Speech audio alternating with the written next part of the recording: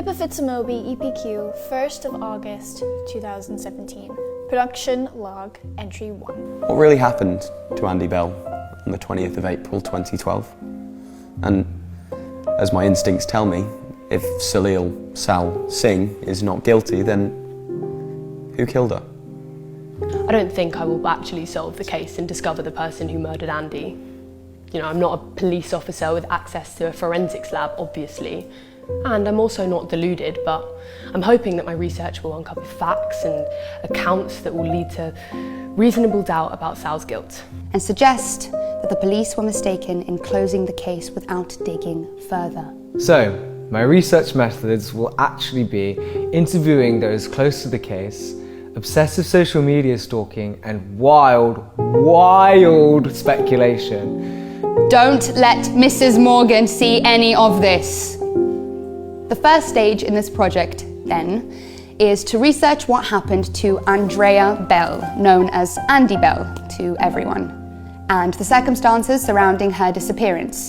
This information will be taken from news articles and police press conferences from around that time. Write your references in now so you don't have to do it later. Copied and pasted from the first national news outlet to report on her disappearance. Andrea Bell, 17, was reported missing from her home in Little Kilton, Buckinghamshire last Friday. She left home in her car, a black Peugeot 206, with her mobile phone, but did not take any clothes with her. Police say her disappearance is completely out of character. Police have been searching the woodland near the family home over the weekend. Andrea is known as Andy. Is described as white, 5 feet 6 inches tall, with long blonde hair. It is thought that she was wearing dark jeans and a blue cropped jumper on the night she went missing.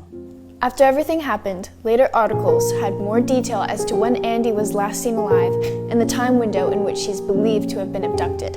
Andy Bell was last seen alive by her younger sister, Becca, at around 10:30 p.m. on the 20th of April, 2012. This was corroborated by the police in a press conference on Tuesday 24th of April. CCTV footage taken from security cameras outside STN Bank on Little Kilton High Street confirms that Andy's car was seen driving away from her home at about 10:40 p.m.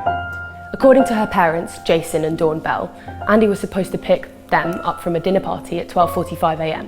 When Andy didn't show up or answer any of their phone calls, they started ringing her friends to see if anyone knew of her whereabouts. Jason Bell called the police to report his daughter missing at 3 a.m. Saturday morning. So whatever happened to Andy Bell that night happened between 10:40 p.m. and 12:45 a.m.